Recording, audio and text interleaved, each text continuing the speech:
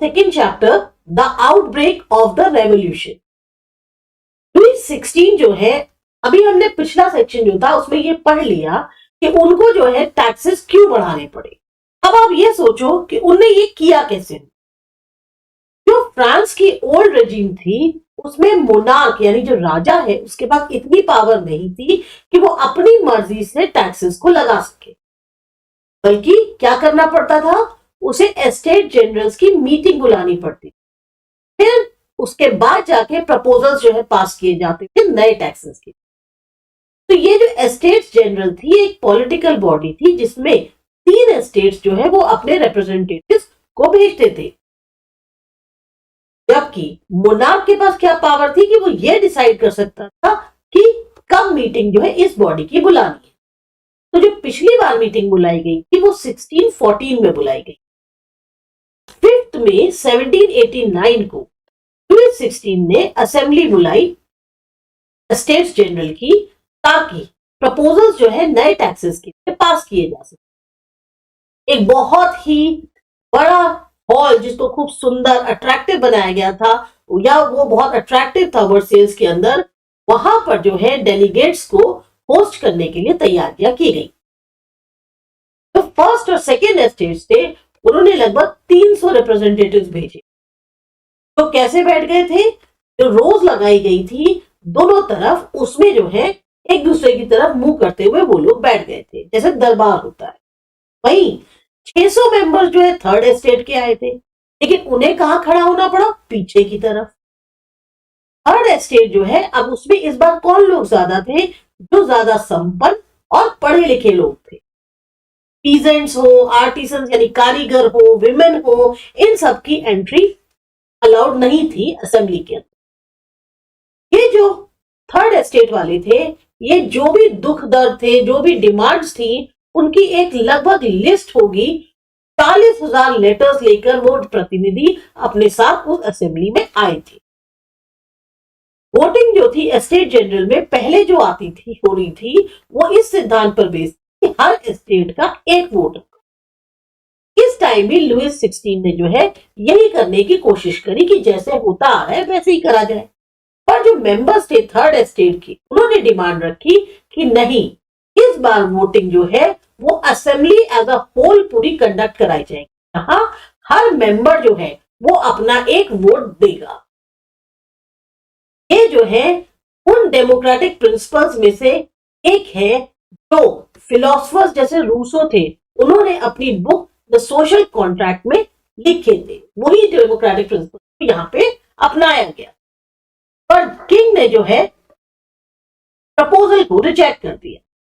तो ऐसे में जो मेंबर्स थे थर्ड एस्टेट के, वो विरोध करते हुए असेंबली से बाहर निकल गए। जो रिप्रेजेंटेटिव्स थे थर्ड एस्टेट के, वो अपने आप को इस तरह से देख रहे थे इस वक्त कि जैसे मानो पूरे फ्रेंच नेशन के वो ही प्रवक्ता है। 28 जून को ये सब के सब असेंबल हुए जो इंडोर टेनिस कोर्ट का हॉल था ग्राउंड ऑफ वर्सेल्स में, वहां इन्होंने अपने आप को नेशनल असेंबली के तौर पर डिक्लेयर किया और ये कहा कि हम तब तक अलग नहीं होंगे जब तक कि कॉन्स्टिट्यूशन फ्रांस का ड्राफ्ट नहीं हो जाता, जिससे जो राजा है उसकी पावर्स को सीमित किया जा सके। इनको लेड कर रहे थे मिराबेउ और एबेसियस। मिराबेउ जो थे, इनकी जन्म जो है वो नोबल फैमिली में हुआ था, पर ये कहीं ना कहीं मानते थे कि जो सोसाइटी है फ्यूडल प्रिविलेज की, उसको जो है हटाना जरूरी है। ये अपने साथ एक जर्नल लेके आए और उन्होंने बहुत सारी ऐसी पावरफुल स्पीचेस दी क्राउड्स को, जो कि वर्सेल्स पर आकर इकट्ठे हुए थे। अभी यहां आप देखेंगे कुछ इंपॉर्टेंट डेट्स दी गई। 1774 में लुईस 16 जो है वो राजा बने फ्रांस के, का खजाना खाली था और सोसाइटी जो थी ओल्ड रेजिम की, उसके अंदर कहीं ना कहीं असंतोष बढ़ रहा था। 1789 में कन्वोकेशन जो है एस्टेट्स जनरल का वो हुआ। थर्ड एस्टेट्स ने नेशनल असेंबली बनाई, बेस्टील जो है उस पर धावा बोला गया और पीजेंट रिवोल्ट हुआ कंट्री साइड में। कंट्री साइड यानी जो रूरल एरियाज है। 1791 में कॉन्स्टिट्यूशन जो है वो फ्रेम किया गया ताकि राजा की पावर्स को लिमिट किया जा सके और बेसिक राइट्स जो है सारे ह्यूमन बींग्स को गारंटी कर दिया। 1792-93 में फ्रांस जो है वो रिपब्लिक बना, किंग का जो है सर कलम कर दिया, जैकोबिन रिपब्लिक जो था उसको हटा दिया गया और डायरेक्टरी जो है अब वो रूल कर रही थी फ्रांस को। 1804 में नेपोलियन बने फ्रांस के राजा, जिन्होंने बहुत बड़े बड़े हिस्से जो यूरोप के थे वो अपने अंडर कर लिए। 1815 में नेपोलियन जो है वाटरलू पे हार गए। यहां पर फिगर 5 दी हुई है जिसमें टेनिस कोर्ट कोर्ट दिखाया गया। एक प्रिपरेटरी स्केच बहुत बड़ी पेंटिंग का जैक्स लुइस डेविड ने जो है ये बनाया। ये पेंटिंग बेसिकली थी कि जो नेशनल असेंबली है उसमें टांगी जाएगी। एबेसियस जो है वो एक ओरिजिनल तौर पे प्रीस्ट थे। उन्होंने बहुत ही प्रभावशील पैम्फलेट लिखा जिसको कहा गया थर्ड एस्टेट क्या है। जहां एक तरफ नेशनल असेंबली बिजी थी वर्सेल्स पे अपने कॉन्स्टिट्यूशन को ड्राफ्ट करने में, वहीं पूरा जो और फ्रांस था उसमें कहीं ना कहीं एक डिस्टरबेंस जो है वो उबल रहा था, क्योंकि विंटर्स बहुत ज्यादा हुए थे। इसका मतलब क्या हुआ, फसल बर्बाद हो गई, ब्रेड के प्राइस बढ़ गए और यहां तक कि जो बेकर्स थे वो भी सिचुएशन का फायदा उठा रहे थे और सप्लाईज को जमा करने लगे। बेकरी की लंबी लंबी लाइंस लगी हुई थी, उसके बाहर इतने घंटे बिताने के बाद जो विमेन लोग वहां पर टाइम दे रही थी, उनका भी एक जो ग्रुप था, एक क्राउड था, वो गुस्सा हो गया और उन्होंने शॉप्स पर अटैक कर दिया। वहीं उसी समय किंग ने ऑर्डर किया कि जो ट्रूप है यानी सेना है वो पेरिस में अंदर आ जाए। 14 जुलाई को ये जो भड़का हुआ क्राउड था इसने धावा बोल दिया बेस्टील पे और उसको पूरी तरह तबाह कर दिया। जो कंट्री साइड था वहां पे जो है अफवाह फैल गई, एक गांव से दूसरे गांव कि जो लॉर्ड्स हैं मैनर के, वो जो है बैंड ऑफ ब्रिगेंड्स हायर कर रहे हैं जो अपने रास्ते में है और आ रहे हैं जो पकी हुई फसल है उसे बर्बाद करने। मैनर का मतलब हुआ एक ऐसा एस्टेट जिसमें लॉर्ड की लैंड और उसका घर होता है। अब इस डर से जो पीजेंट्स थे उन्होंने कई सारे डिस्ट्रिक्ट्स में पॉइंट जो होती है वो होता है ताल फावड़ा, ऐसे पिचफॉक्स पिचकारी टाइप की जो चीजें होती है उसको उन लोगों ने अंदर जब्त कर लिया और फिर उन्होंने शटॉक्स पे जो है अटैक कर दिया। शटॉक्स क्या था, एक कासल या स्टेटली रेजिडेंस जो कि किसी किंग या नोबलमैन को बिलोंग करता है। उन्होंने जमा किया हुआ अनाज लूट लिया, सारे डॉक्यूमेंट्स जिसमें उनके मेमोरियल ड्यूज थे, घर से संबंधित सारे के सब रिकॉर्ड्स जो है वो जला दिए। बहुत सारे नोबल्स जो है वो अपने घरों से भाग गए और उसमें से कुछ ऐसे थे जो कि पड़ोस के राज्य में या पड़ोस की कंट्री में भाग गए। जो लुइस 16 थे, अब कहीं ना कहीं उन्हें तो उनके पीजेंट्स थे या जो उनकी जनता थी, कहीं ना कहीं उन्हें दिख रहा था कि जनता है वो काफी ज्यादा ताकतवर हो रही है और उसका विरोध कर रही है। तो ऐसे में लुइस 16 ने फाइनली नेशनल असेंबली को रिकॉग्नाइज कर दिया और एक्सेप्ट कर लिया इस सिद्धांत को कि उनकी जो पावर्स हैं अब वो कॉन्स्टिट्यूशन चेक कर सकता है। 1789 की 4 अगस्त की रात थी। असेंबली ने जो है एक डिक्री पास किया जिसमें उन्होंने जो फ्यूडल सिस्टम था, ऑब्लिगेशंस का, टैक्सेस का, उसको खत्म कर दिया। तब आपको जो प्रिविलेजेस दी जा रही थी वो खत्म कर दी गई। मेंबर्स जो हैं करगी के, उनको भी मजबूर किया कि आप भी अपनी जो बेनिफिट्स हैं उनको खत्म करिए। फीस जो थे उनको खत्म कर दिया गया। जो लैंड थी चर्च ओन कर रहा था उसे भी जब्त कर लिया गया। नतीजा क्या हुआ कि गवर्नमेंट के पास जो है लगभग 2 बिलियन लीवा के जो है एसेट्स आ गए। अब उनके पास अब जो है इतनी अमाउंट हो गया। तो फ्रांस जो है वो कॉन्स्टिट्यूशनल मोनार्की बन गई। जो नेशनल असेंबली थी उसने अपना जो है कॉन्स्टिट्यूशन का ड्राफ्ट खत्म किया था 1791 में। मेन ऑब्जेक्ट क्या था कि जो मोनार्क है उसकी पावर्स को सीमित करना। अब ये जो पावर्स बजाय किसी एक बंदे के हाथ में हो, उनको सेपरेट कर दिया गया और अलग अलग इंस्टीट्यूशन को दे दिया गया। देखिए, लेजिस्लेचर, एग्जीक्यूटिव और जुडिशरी। इससे जो है फ्रांस एक कॉन्स्टिट्यूशनल मोनार्की बन गया। अब यहां आप देख सकते हैं जो फिगर 7 है, ये दिखा रही है कि कैसे नया पॉलिटिकल सिस्टम काम करता था। जुडिशरी है, उसमें जज, एग्जीक्यूटिव में किंग और लेजिस्लेचर में नेशनल असेंबली, जिसमें 745 मेंबर्स थे। अब यहां पर अभी इसको डिटेल में जो है वो आगे पढ़ते हैं। तो ये जो कॉन्स्टिट्यूशन था 1791 का, इसने जो है पावर दी कि लॉज जो है, कानून जो है वो नेशनल असेंबली में बनाए जाए, जो कि इनडायरेक्टली चुनी जाएगी। यानी कि सिटीजन्स जो है वो वोट करेंगे ग्रुप ऑफ इलेक्टर्स के लिए, जो फिर बदले में क्या करेंगे, असेंबली चुनेंगे। सारे सिटीजन्स नहीं, के पास सबके पास जो है राइट टू वोट का अधिकार नहीं था। सिर्फ मेन जो 25 साल से ज्यादा की एज के हैं, तो टैक्स पे करते हैं।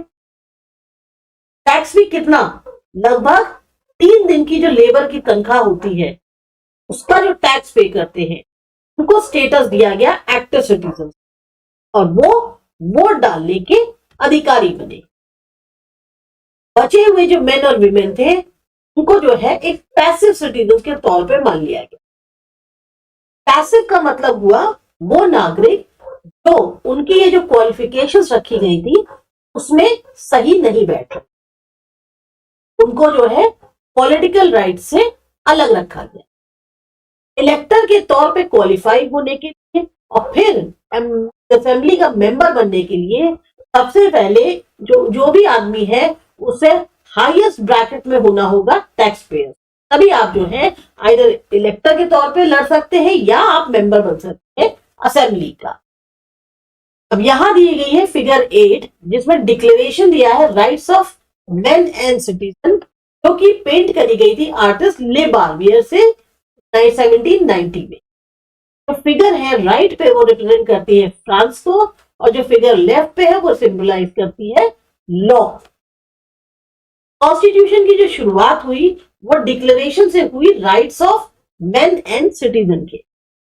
राइट्स कौन कौन सी थी, right to life, freedom of speech, freedom opinion का, कानून के सामने सब बराबर, ये सब जो एस्टैब्लिश करी गई नेचुरल और इनएलिएबल राइट्स के तौर पे, मतलब कि ये प्राकृतिक रूप से और कभी खत्म नहीं हो, और ये जो है हर एक ह्यूमन बीइंग को बर्थ से बिलोंग करेंगी, जो उससे छीनी नहीं जा सकती, तो ये उसको अधिकार दिया गया है।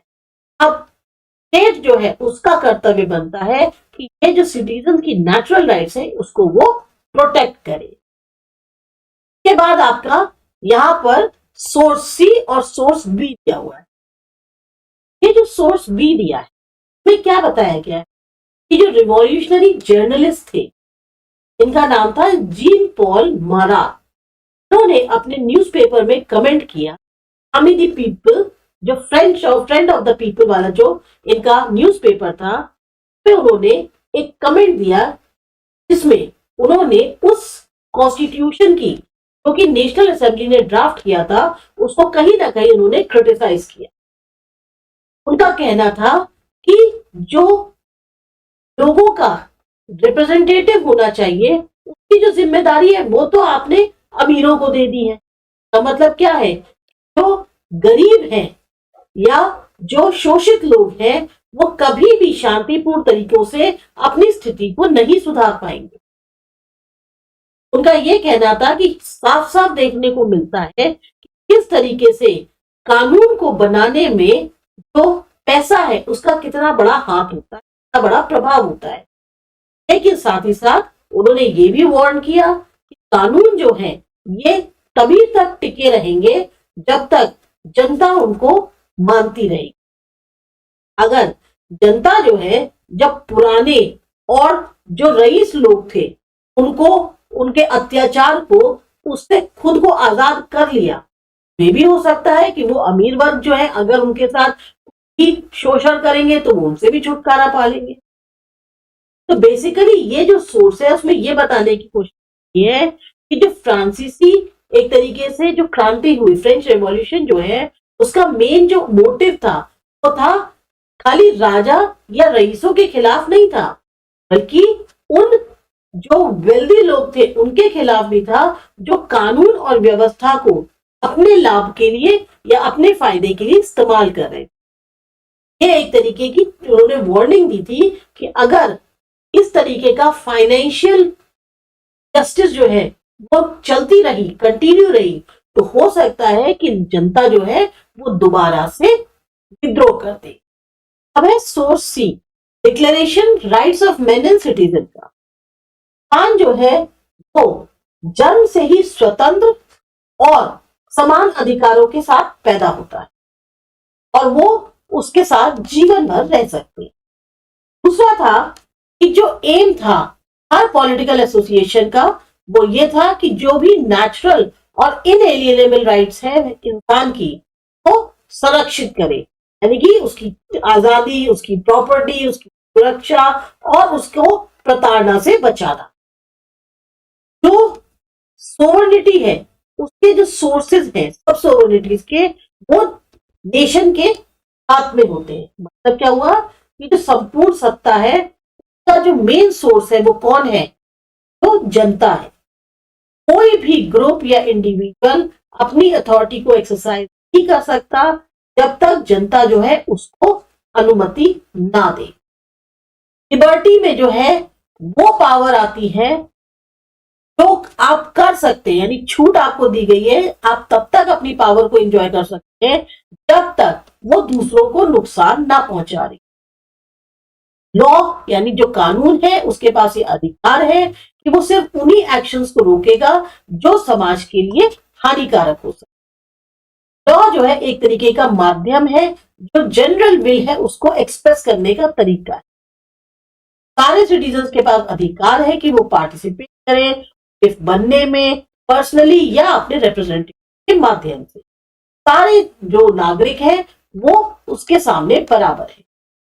किसी भी इंसान पे ब्लेम नहीं लगाया जाएगा, अरेस्ट नहीं किया जाएगा, डिटेन नहीं किया जाएगा जब तक कि वो केसेस जो वाकई में कानून द्वारा उस पर चल रहे हो, तब तक जो है ये कानून कहता है कि नहीं ये वाकई में एक्यूज है, इसको अरेस्ट करना चाहिए, इसको डिटेन करना चाहिए, तभी जो है उसको कर सकते।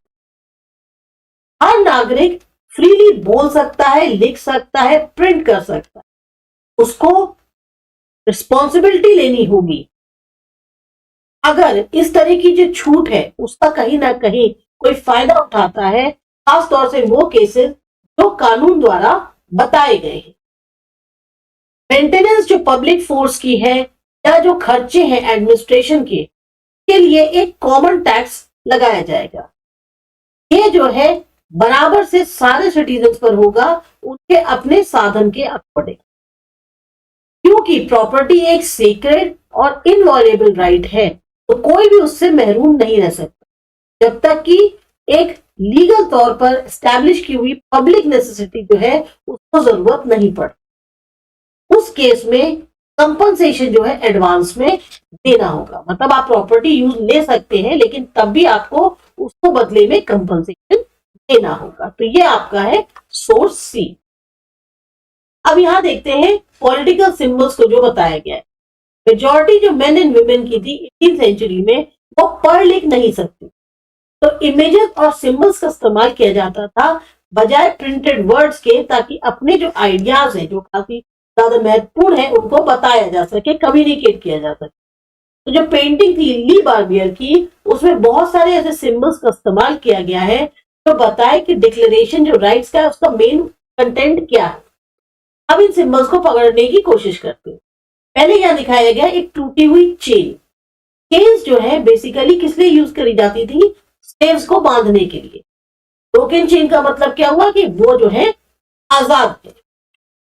बंडल रॉड्स और फेसेस का, एक रॉड को आसानी से तोड़ा जा सकता है पर पूरे बंडल को नहीं, यानी स्ट्रेंथ किसमें है? एकता में। एक आई जिसमें जो कि एक ट्राइंगल में बनी हुई है, उससे लाइट निकल रही है। ये जो ऑल सीइंग आई है, ये एक तरीके से मतलब चारों तरफ जो आंख देख रही है, ये नॉलेज के लिए। जिस तरीके से सूरज की किरणें जो है वो अंधकार को खत्म कर देती है, अंधकार के बादल को खत्म कर देती है। सेम वे ये जो आंख है ये हमें ज्ञान देती है। स्पेक्टर ये रॉयल पावर का सिंबल था। स्नेक बाइटिंग में उसकी जो टेल है उसके एक तरह से मुंह में आ जाइए और एक प्रॉपर रिंग का फॉर्म हो रहा है, ये एटर्निटी का सिंबल है। मतलब इस रिंग का ना तो शुरुआत है ना अंत है। रेड इंडियन कैप जो है, ये कैप जो है स्लेव्स पहनते थे जब वो आजाद हो जाते थे। ब्लू, व्हाइट और रेड ये नेशनल कलर्स थे फ्रांस के। विंग्ड वुमेन जो दिखाई है ये कानून को दिखा रही है, कानून का सूचक है। लॉ टैबलेट ये लॉ जो है सबके लिए बराबर है और सब इसकी नजरों में बराबर है। मतलब कानून सबके लिए एक जैसा है और सब कानून की नजर में बराबर है। फिर आता है इसका थर्ड पार्ट, ये करेंगे अगले वीडियो।